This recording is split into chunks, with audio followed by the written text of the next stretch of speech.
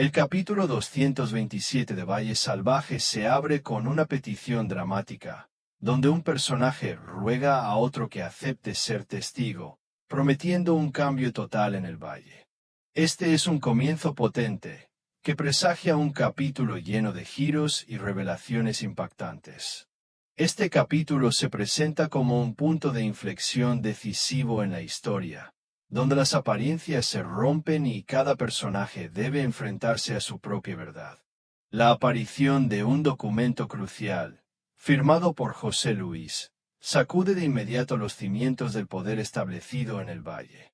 Mercedes, un personaje retratado con una frialdad estratégica, convierte su aceptación como testigo no en un favor, sino en una declaración de guerra silenciosa pero devastadora. Esta movida demuestra la profundidad de su carácter y su habilidad para manipular la situación a su favor. Atanasio, el siempre leal secretario, se convierte inesperadamente en el mensajero de la verdad. Su acción no solo expone una deuda económica, sino que también simboliza el precio moral de la impunidad, mostrando que hasta los más leales pueden alzarse por la justicia. Rafael, un personaje dividido entre la lealtad a su hermano y la claridad que le aporta Adriana, finalmente comprende que el silencio también es una forma de traición. Esta toma de conciencia es un punto clave en el desarrollo de su personaje. La caída de José Luis no se limita al ámbito legal, sino que tiene un profundo simbolismo. Pierde el respeto de su prometida, su prestigio ante su familia y su poder sobre todo el valle. La boda, que debía ser la consolidación de una alianza entre clanes, se convierte en un fracaso estrepitoso, exponiendo heridas profundas, traiciones imperdonables y una verdad largamente ocultada. Con esta revelación, se abre un nuevo capítulo en el valle, donde los antiguos dueños del poder ya no dictan las reglas y las víctimas de ayer comienzan a escribir su propia historia. La justicia, finalmente, ha encontrado su voz, prometiendo un cambio radical en la estructura social del valle. El día antes de la boda comienza con una atmósfera solemne. La luz del amanecer tiñe las montañas del valle con tonos dorados, como si todo el paisaje contuviera la respiración ante lo que está por venir. Este escenario crea un ambiente de tensión y expectación. En la casa grande, la actividad es frenética. El personal corre entre arreglos florales, listas de invitados y pruebas de última hora. Victoria supervisa cada detalle con la precisión de un general antes de la batalla, queriendo que todo sea perfecto, puro, inmaculado, al menos en apariencia. En un rincón del jardín, Rafael observa en silencio el ir y venir de los sirvientes. Todavía no ha hablado con Julio, no puede. Las palabras se le atragantan, pero lo que más le duele no es la traición de su hermano, sino la sensación de haberse quedado solo entre dos lealtades rotas, la de la sangre y la de la verdad. Adriana se acerca a Rafael una vez más. Él no la esperaba, pero tampoco le sorprende. Desde que ella le mostró la carta, cada encuentro entre ellos es inevitable. Ella le pregunta directamente sobre la situación, y Rafael responde que no puede acusar a Julio sin entender sus razones. Adriana insiste en que no se trata solo de Julio, sino de quien elige ser Rafael ahora que tiene la verdad en sus manos. Rafael baja la cabeza, sabiendo que es cierto, pero el peso es insoportable. Mientras tanto, dentro de la casa, Julio se enfrenta a Úrsula de nuevo. Desde que la carta desapareció, la confianza entre ellos se ha convertido en una farsa cada vez más frágil. Julio la acusa de no haberle dicho la verdad desde que llegó. Úrsula se defiende, diciendo que lo ha protegido más que nadie, pero que si él no puede verlo, ya no importa lo que digan. Julio se va furioso, sintiendo que su mundo se desmorona ladrillo a ladrillo y lo peor es que lo ve venir sin poder hacer nada. En la cocina, Eva recibe una nueva noticia. Isabel finalmente ha convencido a Victoria de aceptar la participación de Luisa en los postres, siempre y cuando no esté presente en la ceremonia ni se deje ver por los invitados. Un trato indigno. Isabel dice que es todo lo que se puede hacer. O Eva lo acepta o no hay dulces. Eva acepta a regañadientes. Luisa, al enterarse, solo sonríe, diciendo que no necesita estar en la boda, solo necesita que sepan que su mano estuvo allí, con una dignidad que eclipsa cualquier banquete real. En el salón principal, Atanasio espera. Mercedes lo ha llamado con urgencia. Al llegar, encuentra a la duquesa de Miramar sola, de pie con una carpeta en las manos. Le dice que este es el documento original, el que le encontró, el que prueba la deuda de José Luis con Evaristo Salcedo, el que lo cambia todo.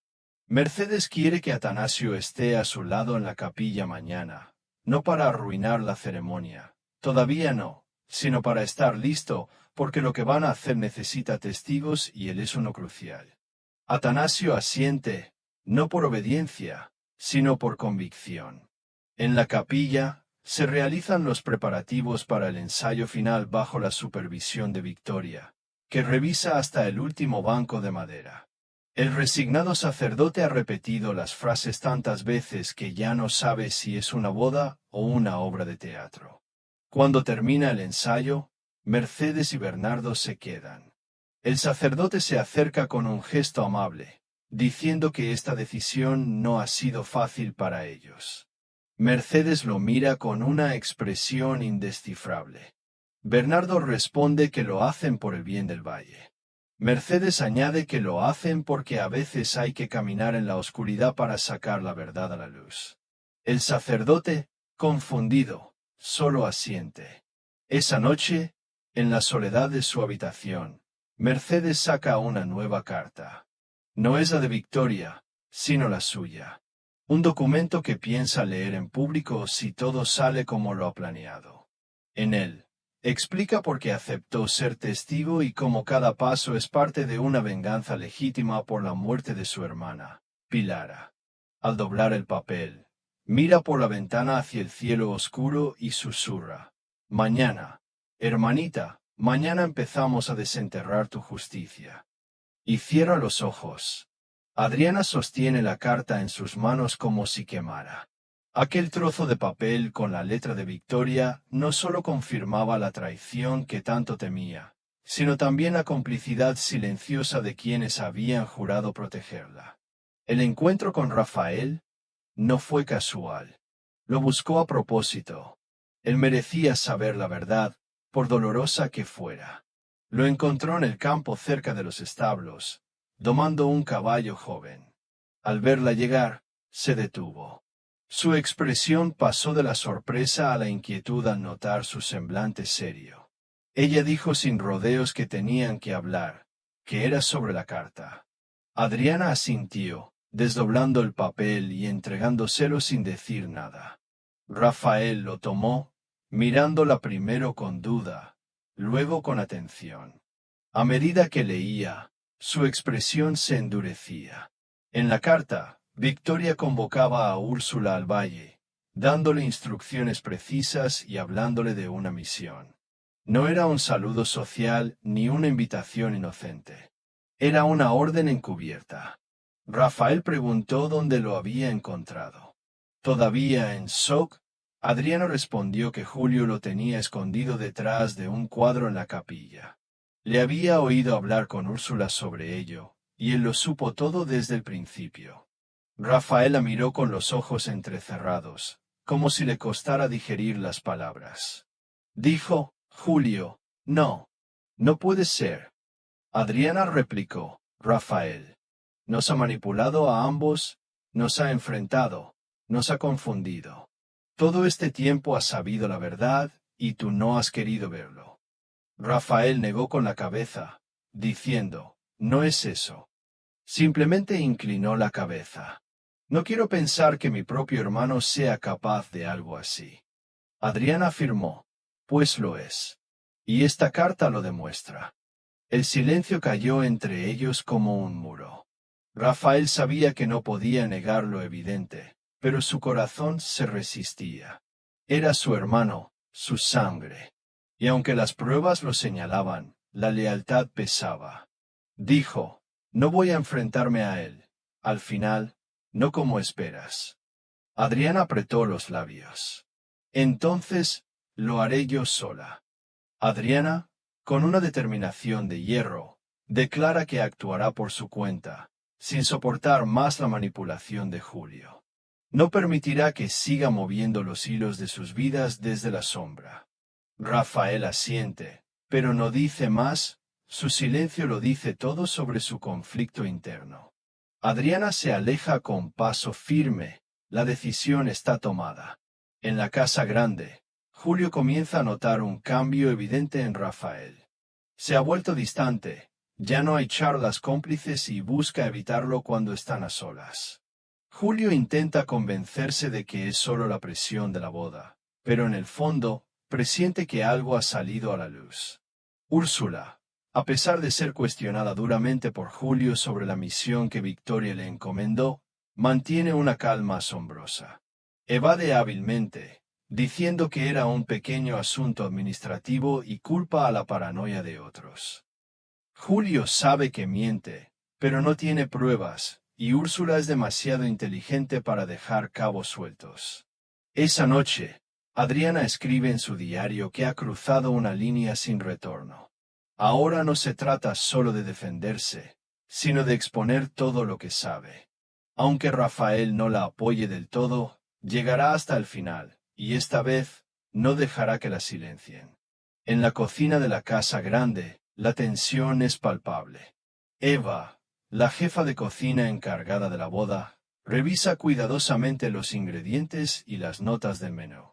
Solo aceptó el trabajo con una única condición, que Luisa la ayudara con los postres, aquellos que habían recibido innumerables elogios en fiestas anteriores.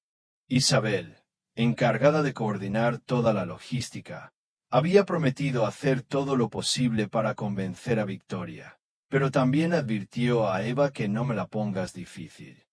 Eva le había dicho a Isabel días antes, ¿sabes lo que piensa la señora de que Luisa pise su cocina? Eva respondió, no me importa lo que piense Victoria. Si quieres que la boda tenga un postre decente, necesito a Luisa, o no hay dulces. Isabel se sintió impotente, sabiendo que no tenía otra opción. Sin embargo, ahora, con el plazo encima, Isabel regresa con malas noticias. Lo siento, Eva. No se puede. Victoria no cede, no quiere ver a Luisa ni de lejos. Eva soltó una risa sarcástica, arrojando una bandeja sobre la encimera. ¡Fantástico! Quiere una boda perfecta, pero no está dispuesta a aceptar el talento, pues que se coma sus propios caprichos. Isabel susurró preocupada. Te lo advierto, Eva. Si te niegas a preparar el postre, todo me caerá encima. Eva respondió, dándole la espalda. No me niego, pero no voy a poner mi alma en algo cuando me quitan las manos que más necesito. Luisa, que había oído parte de la conversación desde el umbral, entró discretamente. Si no quieren que ayude, no pasa nada, dijo con una sonrisa triste. No es la primera vez que me cierran la puerta. Eva respondió, no digas eso. Si por mí fuera, serías la jefa de esta cocina, pero ya sabes cómo funciona este mundo. Luisa asintió. Lo sabía demasiado bien. Mientras tanto, en otra parte de la casa, Irene está en su taller, pincel en mano, frente a ella. En un caballete, un retrato inacabado comienza a tomar forma. Y es Leonardo. Cada pincelada no solo revela su rostro, sino una intensidad emocional que Irene intenta ocultar incluso a sí misma. Cuando Amanda entra, se detiene sorprendida. «¿Leonardo?», pregunta con una leve sonrisa. «No sabía que habías decidido retratarlo». Irene admite, no era la intención. Solo quería poner un rostro. Pero a medida que avanzaba, era él. Amanda se acerca, observando con interés los detalles de la pintura. Está muy logrado y lleno de emoción. Irene baja la cabeza. Sabe que Amanda se ha dado cuenta. ¿Todavía lo quieres?, pregunta Amanda suavemente. Nunca he dejado de quererlo, confiesa Irene, apenas audible. Amanda, Asian comprensiva. Sin juzgar, sabe lo complicado que es el amor, especialmente cuando está enredado en culpas, silencios y pasados compartidos. Al mismo tiempo, Leonardo tiene un encuentro tenso con Bárbara en uno de los pasillos. Ella camina con determinación, pero al verlo, se detiene en seco. ¿Tienes un minuto?, pregunta el esperanzado. Solo uno, responde Bárbara. Con los brazos cruzados, Leonardo duda. Quiere explicarse, justificar sus errores, pero no encuentra las palabras adecuadas. Te pregunté muchas veces si te pasaba algo, dice ella finalmente. ¿Y tú? Nunca dijiste nada. Ahora lo entiendo todo. No quería hacerte daño, pero me has hecho más daño ocultándolo que si me lo hubieras dicho. Leonardo baja la cabeza. Irritado. Lo siento, Bárbara. No digas más. No quiero oírlo. Lo que quiero es que dejes de mirarme con esa cara de víctima, dice ella antes de marcharse con paso firme. La tensión emocional flota en el aire como una niebla. Todos saben que los próximos días traerán decisiones irreversibles. Mientras tanto, Rafael comienza a notar que cada vez más gente susurra sobre la carta. Isabel, Eva, incluso Matilde hablan en voz baja cuando él se acerca. Y lo que es peor, aunque no lo digan en voz alta, lo miran diferente, como si supieran que su hermano está involucrado en algo turbio. Solo falta una chispa más. Y todo estallará. Atanasio camina con paso pesado por los pasillos de la casa grande. En sus manos lleva una carpeta de cuero marrón, desgastada por los años, pero que contiene un documento capaz de cambiar el destino de más de una familia. El secretario del duque, siempre discreto y meticuloso, sabe que lo que descubrió al hacer inventario no es solo una irregularidad contable, sino la prueba definitiva de una deuda nunca saldada, un préstamo del difunto Evaristo Salcedo, padre de Adriana y Pedrito. El documento detalla que José Luis recibió una suma considerable de Evaristo años atrás con la promesa de devolverla en un plazo ya vencido. Lo más grave es que las propiedades que ahora ostenta como suyas fueron designadas como garantía, y como la deuda nunca se pagó, todo eso pertenece legalmente a los herederos de Evaristo. Pero antes de sacar conclusiones precipitadas, Atanasio decide asegurarse de un detalle crucial. Necesita confirmar el nombre completo del prestamista. Para ello, se acerca a Pedrito una tarde cualquiera, fingiendo una charla casual. ¿Sabes cómo se llamaba tu padre, muchacho?, pregunta con una sonrisa amable. Sí, claro, Evaristo Salcedo de la Cruz, responde Pedrito con la inocencia de quien no sospecha nada. Esa confirmación es suficiente para que Atanasio sienta que ya no hay vuelta atrás. El nombre coincide perfectamente con el del documento. Evaristo no solo era el acreedor del duque, sino que sus hijos son los herederos legítimos de lo que José Luis ahora considera suyo. La noticia lo deja atónito. No se trata simplemente de un pago de deudas.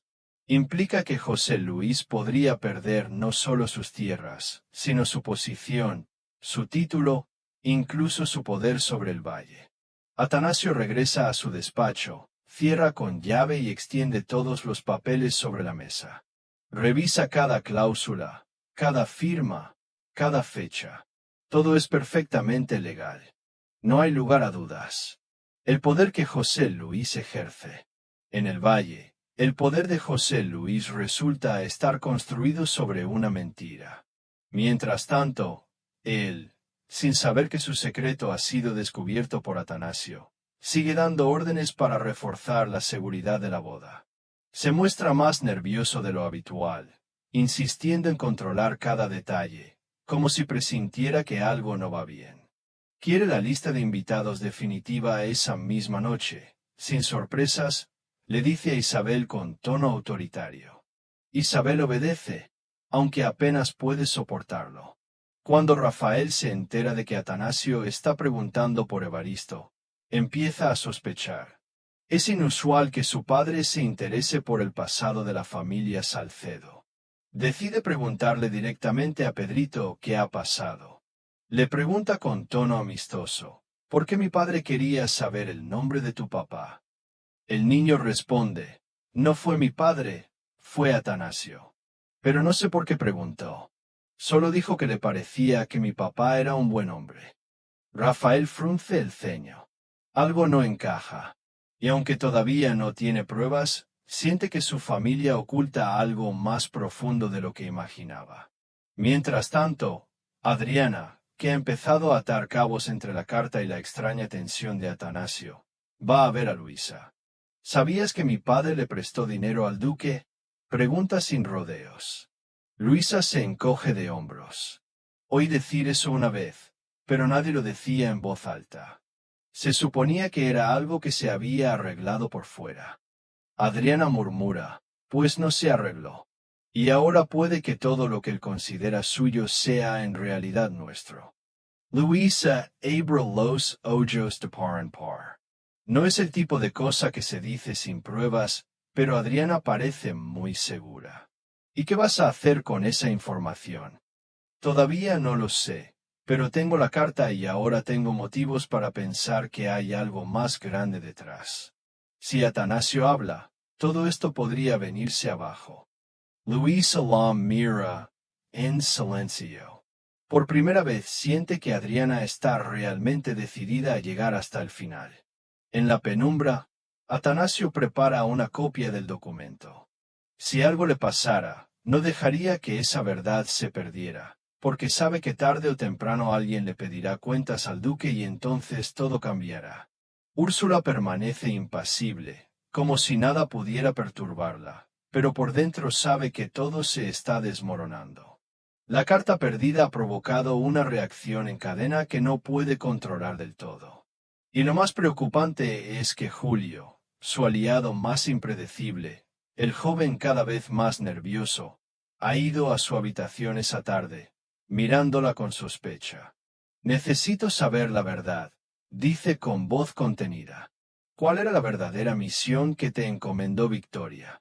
Úrsula, sin perder la compostura, se acerca lentamente a él. ¿De verdad crees que te mentiría? Lo creo, responde él sin rodeos. Porque no me has dado motivos para pensar lo contrario. Ella suspira como si le doliera que dudaran de ella. Victoria solo me pidió que viniera a supervisar algunos movimientos políticos. No, Damash. Pero si te soy sincera, siento que también vine por ti, por lo que podríamos construir juntos. Julio frunce el ceño. No le gusta cómo juega con las palabras. Sabe que Úrsula tiene una habilidad natural para torcer la verdad. Aún así, quiere creer que no todo es manipulación. La carta, dice finalmente, no está contigo. Tampoco está donde la escondí. ¿Qué ha pasado? Yo no la tengo, responde Úrsula con firmeza. Pero quien la tenga sabrá cómo usarla. La pregunta es, ¿quieres estar conmigo o contra mí? Julio no responde. Sale de la habitación con una mezcla de confusión y rabia. Sabe que está llegando a un punto de quiebre, pero todavía no sabe hacia qué lado quiere caer. Al mismo tiempo, Rafael se encuentra de nuevo con Adriana. Sus encuentros ya no son casuales, pero están marcados por una tensión emocional que a ambos les cuesta sobrellevar. ¿Te ha dicho algo tu hermano? Pregunta Adriana expectante. No, Julio no ha dicho ni una palabra. Y eso lo dice todo, responde Rafael con tristeza, pero sigo sin querer juzgarlo. No se trata de juzgar, sino de actuar. Si seguimos esperando a que todos nos digan la verdad por voluntad propia, moriremos en la ignorancia. Rafael baja la cabeza. No puede negar que Julio lo ha manipulado a su antojo, pero sigue siendo su hermano. El conflicto entre su corazón y su razón es doloroso. No quiero hacerle daño, murmura. No quiero convertirlo en el villano de esta historia. Entonces, haz lo que tengas que hacer, responde Adriana. Firme, pero yo no me voy a detener. Por otro lado, en la capilla del valle, han comenzado los ensayos para la boda. Todo tiene que salir perfecto, como lo planeó Victoria. El paciente sacerdote coordina los movimientos con los sirvientes. Mientras los músicos ensayan en silencio las melodías nupciales al fondo, Mercedes y Bernardo llegan a la capilla con un silencio denso. Su presencia, aunque aún no confirmen su papel como testigos, es una victoria parcial para Victoria y José Luis, que los esperan con rostro tenso, pero fingiendo amabilidad. Victoria, con un vestido de prueba y joyas prestadas, se acerca a Mercedes con una sonrisa cuidadosamente ensayada. Solo quiero que este día sea un símbolo de paz, dice, posando suavemente su mano sobre la de ella. Si aceptan ser nuestros testigos, el valle sabrá que las heridas pueden sanar. Mercedes no responde de inmediato. Mira el altar, mira a José Luis y finalmente levanta la vista hacia la tumba de su hermana Pilara, visible a través de un vitral lateral. ¿Y crees que se puede bendecir una unión construida sobre la muerte de alguien a quien amábamos? Victoria mantiene la sonrisa, pero su mirada se vuelve fría. A veces hay que mirar hacia adelante, Mercedes, por el bien de todos o por el tuyo. La tensión es palpable. Bernardo interviene antes de que la situación se descontrole. Todavía no hemos decidido nada, dice con voz firme. El sacerdote nos preguntará durante el ensayo y ahí veremos. Cuando comienza el ensayo, el sacerdote los llama al frente. Aceptan ser testigos de esta unión ante Dios y la comunidad del valle.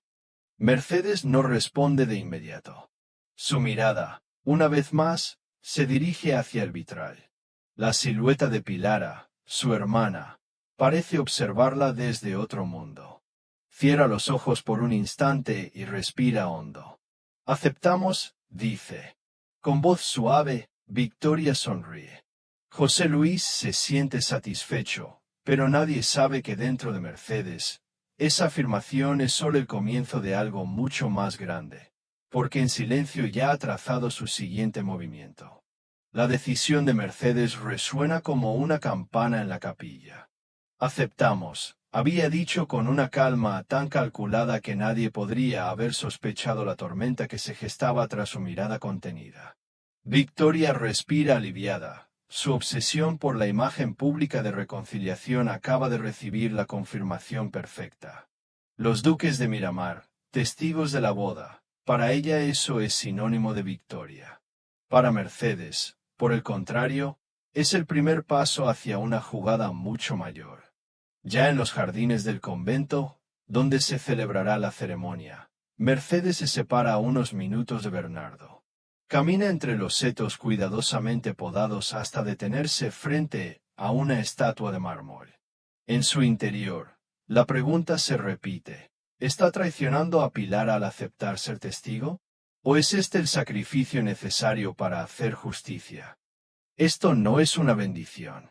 Es una trampa, susurra al aire, como si Pilara pudiera oírla. Y estarás orgullosa de mí. Mientras tanto, en la casa grande, continúan los últimos preparativos. Llegó el gran día, y la casa grande rebosaba de una atmósfera solemne pero tensa. Costureros, floristas y músicos se apresuraban, creando una escena de caos ordenado. Victoria, con su habitual aire de superioridad, supervisaba cada detalle, desde la ubicación de los asientos de los duques hasta la disposición de las flores, sin tolerar ningún error. Su obsesión por la perfección externa revelaba la fragilidad del poder que intentaba mantener. Isabel, la coordinadora del evento, parecía agotada bajo la presión de Victoria. Eva, la jefa de cocina, mantenía un gesto adusto, sin ocultar su enfado por la exclusión de Luisa de la cocina. La tensión en el ambiente era como un fuego a punto de estallar, anunciando un enfrentamiento inevitable. Rafael estaba solo en un rincón, con una copa de vino en la mano y el ceño fruncido. Desde que Adriana le mostró la carta, su mundo se había puesto patas arriba. Evitaba a Julio, sin dirigirle la palabra. Su decepción era tan evidente que no necesitaba palabras. Se sentía impotente, sin encontrar la fuerza para actuar. Adriana se le acercó, preguntándole si ya había decidido qué hacer. Rafael admitió su conflicto interno. Hablar destruiría lo que quedaba de su familia, pero callar destruiría todo lo que él podría llegar a ser. Adriana lo miró con una mezcla de tristeza y admiración, afirmando que debía actuar, no como Julio, sino como él mismo. Insistió en que si no actuaba, se convertiría en otro José Luis. Rafael bajó la cabeza, sabiendo que ella tenía razón, pero el peso de la elección todavía lo abrumaba. Mientras tanto, Julio se encerraba en su estudio. La presión era cada vez mayor. Ya no confiaba en Úrsula, Rafael lo evitaba, y sabía que Adriana tenía la carta. Temía que si se la había dado a Mercedes o a Rafael, lo perdería todo. Miró por la ventana y vio a Rafael hablando con Adriana en el jardín. La IRA lo consumió, murmuró. Teníamos todo bajo control. ¿En qué me equivoqué? La desesperación de Julio mostraba el colapso de su poder y control. Al otro lado del valle, Mercedes regresó a la casita con una decisión tomada. Reunió a Luisa, Bernardo y Amanda en el salón principal. Anunció que serían testigos de la boda, pero no como aliados, sino como observadores, desde dentro. Creía que para destruir ese castillo de mentiras, debían hacerlo desde sus cimientos. Bernardo la miró preocupado, preguntándole qué planeaba. Mercedes respondió que no tenía nada más que justicia. Tenía a Atanasio, el documento, la carta y la memoria. Pilara no murió para que ella guardara silencio. Amanda asintió, notando que la expresión de Mercedes no era solo de dolor, sino de fuerza y determinación. Amanda los instó a actuar rápido, porque el tiempo no estaba de su lado. Mercedes respondió, tampoco es necesario. El altar será su trampa, y nosotros seremos los testigos, pero de su caída. La firmeza de Mercedes demostraba que estaba lista para la batalla. Mientras tanto, Úrsula informó a Victoria que los duques finalmente habían aceptado ser testigos. Victoria la abrazó con alegría, creyendo que todo saldría como deseaba. Úrsula sonrió, pero su mente estaba en otra parte. Sabía que algo no cuadraba. Mercedes había cedido demasiado fácil, y cuando eso ocurría, no era por deber, sino por estrategia. La sospecha de Úrsula revelaba que era un personaje inteligente, capaz de ver a través de las conspiraciones. Llegó el gran día. Los primeros rayos de sol atravesaron las gruesas cortinas de la casa grande, bañando los suelos de mármol con una luz dorada que contrastaba con la tensión invisible que llenaba el aire. La casa se convirtió en un hervidero de sirvientes, decoradores, músicos y floristas, todos corriendo con una urgencia contenida por la solemnidad del evento. Victoria, en su habitación, recibía los últimos retoques de su vestido de novia mientras daba instrucciones sin cesar. Quería rosas blancas, no lirios, y la alfombra debía estar perfectamente alineada con el altar. Lo repetía sin aceptar un solo error. La obsesión de Victoria por la perfección externa revelaba su desesperación por mantener el control. A pocos metros, Isabel intentaba mantener la calma, aunque ya se había quemado las manos 3 veces preparando los arreglos florales. Eva en la cocina coordinaba la presentación de los postres con la ayuda silenciosa y diligente de Luisa, quien, fiel a su promesa, no cruzaría el umbral de la cocina hacia el salón principal. Luisa decía, no me importa cómo juren. Solo necesito saber que probarán algo hecho por mí. Colocaba las perlas de azúcar sobre el pastel con delicadeza quirúrgica. La resiliencia y dignidad de Luisa se mostraban con fuerza. En la casita, Mercedes se vestía con sobriedad, sin lujos, nada que llamara la atención. Solo el vestido negro que había usado en su última visita al cementerio de Pilara. Bernardo la miraba preocupado, preguntándole si estaba segura de lo que iba a hacer. Mercedes respondió, más que nunca. Se miró al espejo y dijo, hoy no se trata de bendecir una boda, sino de cumplir una promesa. Cuando Bernardo le preguntó si la acusarían de traición, Mercedes se volvió para mirarlo con determinación. Dijo, la traición fue permitir que esa mujer viviera libre después de lo que hizo. Hoy simplemente le doy una razón para mirarme a los ojos. La determinación de Mercedes era inquebrantable. En la capilla, los invitados comenzaban a tomar asiento. Nobles, políticos, conocidos del valle y de fuera, todos vestidos con sus mejores galas, susurrando entre ellos, mirando de reojo hacia los asientos reservados para los duques de Miramar. Cuando finalmente Mercedes y Bernardo cruzaron el umbral, los susurros cesaron. Sus pasos resonaron en el silencio. Se sentaron en primera fila sin mirar a José Luis ni a Victoria. Rafael tomó su lugar junto a sus hermanos. No había dicho una palabra a Julio en los últimos 2 días. Tampoco respondió a los intentos de conversación de Victoria, quien apenas notaba la ausencia emocional de los hombres que una vez la rodearon con respeto. Úrsula, sin embargo, había notado la fisura. Su mirada lo decía todo. Algo se estaba preparando. El sacerdote apareció desde la sacristía, dio la señal y la música comenzó a sonar. El violín elevó una melodía solemne mientras Victoria avanzaba por el pasillo central. Vestida de blanco, radiante, segura, como si cada paso afirmara su victoria.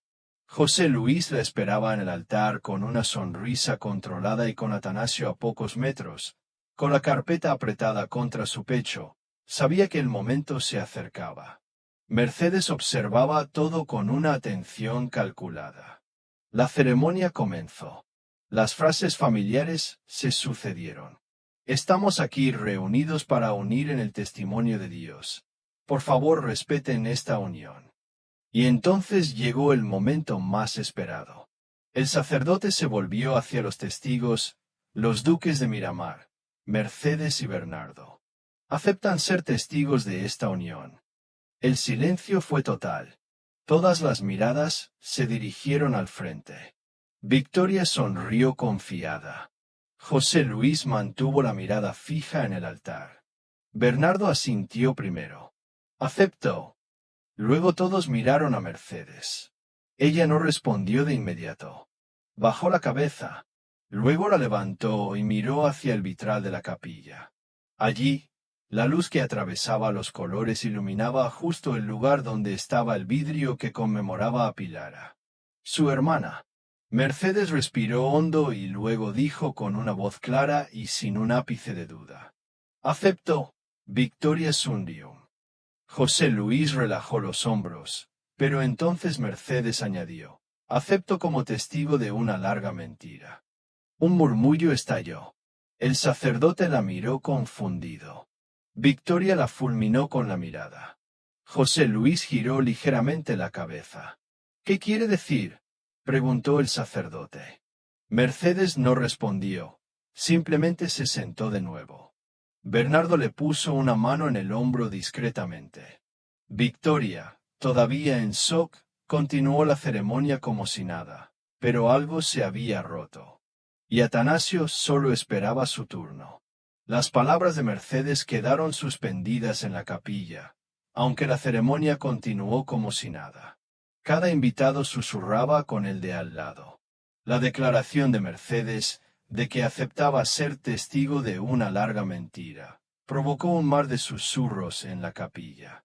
Los invitados cuchicheaban, intentando descifrar el verdadero significado de esas enigmáticas palabras. Victoria, aunque era una maestra en controlar situaciones tensas, no pudo mantener su sonrisa forzada. Por primera vez, sintió que el poder se le escapaba de las manos como arena. José Luis, aunque molesto, intentó mantener la calma.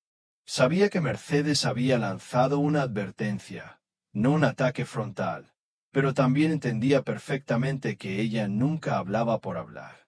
Dijo que era testigo de una larga mentira porque guardaba un secreto. Atanasio sintió que el momento había llegado. Abrió con cuidado la carpeta y sacó el original, el documento que confirmaba la deuda impagada entre José Luis y el difunto Evaristo Salcedo. Apretó los labios, su mirada buscando la de Mercedes, esperando una señal. Ella no se giró, pero un levísimo asentimiento fue suficiente. Ahora o nunca. Se levantó y caminó con decisión por el pasillo lateral. Al principio nadie se dio cuenta, todas las miradas estaban puestas en el altar. Pero cuando llegó al frente, junto al sacerdote, los murmullos cesaron. Atanasio se giró para mirar a Mercedes, luego a Victoria, y finalmente se enfrentó a José Luis. Dijo con voz clara: «Disculpen la interrupción, pero antes de que esta ceremonia continúe, hay algo que debe saberse». Victoria se giró, furiosa, preguntándole a Atanasio qué estaba haciendo. Él respondió: «Mi deber», mientras abría el documento. Declaró que se trataba de un contrato firmado por el propio José Luis, en el que se estipulaba un préstamo recibido de don Evaristo Salcedo de la Cruz. Este préstamo nunca fue pagado, y las propiedades que José Luis poseía actualmente habían sido utilizadas como garantía en dicho acuerdo. Un silencio sepulcral se apoderó del lugar. José Luis, pálido, declaró que era una calumnia. Pero Atanasio afirmó que el documento tenía firmas, fechas y estaba legalmente registrado. Añadió que el heredero legítimo de esa deuda era Pedrito Salcedo, y que si José Luis no quería que esto llegara a los tribunales, era mejor que detuviera esta farsa ahora mismo. Victoria, inmóvil, miró a José Luis como si lo viera por primera vez. Susurró: «¿Es verdad? ¿Es verdad todo esto?». José Luis no respondió. Miró a los invitados, al sacerdote y luego a Mercedes, que lo observaba en silencio con la calma de quien ha esperado pacientemente el momento adecuado. José Luis acusó a Mercedes de saberlo desde hacía tiempo, pero Mercedes replicó: «Hoy tenía que oírlo todo el mundo». El sacerdote, nervioso, dejó el libro de oraciones y declaró que, en estas circunstancias, no podía continuar con la ceremonia. Victoria dejó caer la rosa que sostenía en sus manos, que cayó al suelo como una sentencia. Su boda, su gran evento, se había convertido en una humillación pública. Rafael se levantó de su asiento y se acercó a Julio, que hasta ese momento no había dicho ni una palabra. Rafael preguntó: «¿Tú también lo sabías?». Julio no respondió, pero su silencio fue suficiente. Adriana lo miró con dolor, pero al mismo tiempo se sintió liberada. Finalmente, todos los hilos oscuros habían salido a la luz. Úrsula se levantó bruscamente y se dirigió hacia la salida sin decir una palabra. Ya no tenía margen de maniobra. Su posición, construida sobre intrigas, se estaba desmoronando. Mercedes se acercó a Pedrito, que estaba en uno de los últimos bancos. Se arrodilló frente a él y le dijo: «Tu padre hizo lo correcto. Hoy recibes la justicia que mereces». El niño, sin entender del todo, le sonrió con inocencia. En los minutos siguientes, los invitados comenzaron a marcharse en silencio. Algunos susurraban, otros evitaban el contacto visual. La boda había terminado antes de empezar. La caída del duque era un hecho. Victoria salió de la capilla por una puerta lateral sin hablar con nadie. José Luis la siguió, pero ella no lo esperó. Mercedes se quedó unos minutos más junto al altar, contemplando el lugar que había sido testigo de su dolor y ahora de su justicia. «Se acabó», susurró finalmente.